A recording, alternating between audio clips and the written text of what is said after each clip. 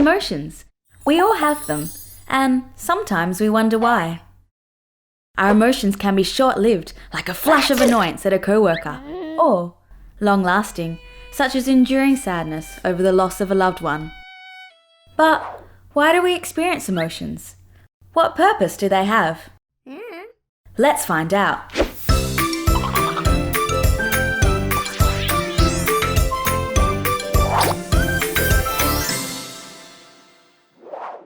Thanks to the work of a few researchers, we can theorize on a few reasons why we feel emotions. Number 1, emotions help us survive. Naturalist Charles Darwin believed that emotions are adaptations that allow us humans to survive. When we lived in the wild, we needed emotions in order to react quickly to dangerous situations. If faced with a tiger, it's better to be rocked with a fear so strong it triggers a quick response, rather than theorize about the threat. If you want to create a system that works hard to survive, make it conscious and emotional. It will want to keep itself around. This also helped us jump up the food chain. Number 2, emotions can motivate us to take action. Emotions help to organize our behaviour and set us in motion to accomplish a goal. When faced with a nerve-wracking exam, you might feel a lot of anxiety about whether you will do well and how it will impact your final grade. These emotional responses can motivate you to take action, like studying, to improve your chances of getting a good grade.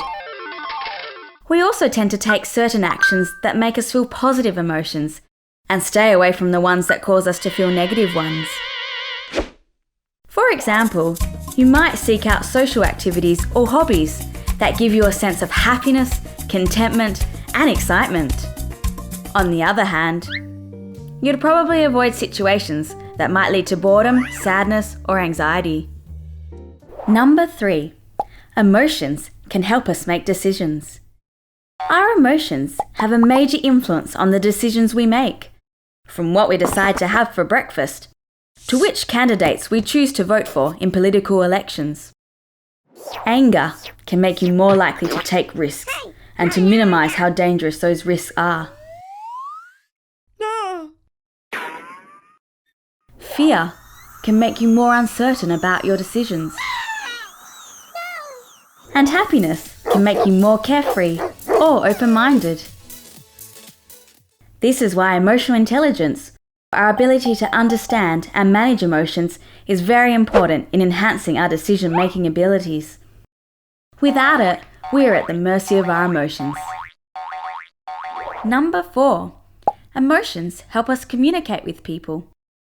We can do this with verbal and non-verbal behaviour.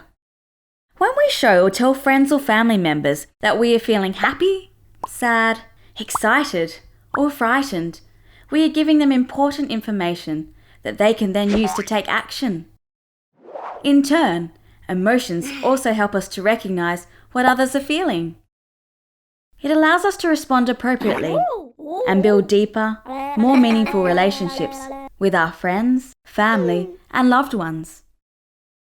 It also allows us to communicate effectively in a variety of social situations, from dealing with an angry customer to consoling a heartbroken friend.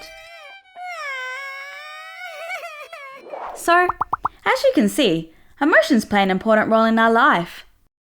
However, they also tend to drive us crazy when given too much rein. Mental illness usually develops as a result of excess emotion. An unhealthy overflow of emotion doesn't just drive mood disorders like depression, but fuels most psychological problems, such as phobias, anxiety, trauma, hoarding, obsessiveness, borderline personality disorder, and drug and alcohol abuse. Humans have 2 highly developed systems, reason and the emotional core, which was passed on by our primitive predecessors. Mental illnesses often result from an imbalance in these 2. Even though emotions like fear used to be helpful in the wild, they're less efficient helpmates in modern civilized life. Of course, we still have plenty to fear, But our threats are not usually immediate, like a tiger, but rather distant, like money and war and homelessness. So, a lot of us suffer from a more generalised fear or anxiety. There's a sense of danger without a practical opportunity to respond to it quickly. As a result, our emotions get out of whack because they bubble without an effective outlet. Therapy these days often focuses on balancing our emotion and reason. This way, we don't let our emotions overrun us and keep our systems in balance too. This is no easy task though, but like with everything else, practice makes perfect. So, as we have learnt, our emotions serve a wide variety of purposes and play a critical role in how we live our lives, from how we engage with others to the decisions we make. But if left unchecked, they can be quite troublesome. So it's a good idea to familiarise ourselves with our emotions and boost your emotional intelligence to new levels. We hope you found this video enlightening and fun, but we also encourage you to continue exploring this subject. There's always more to learn and discover. So don't stop here. Please have a look at the links in the description below for more information.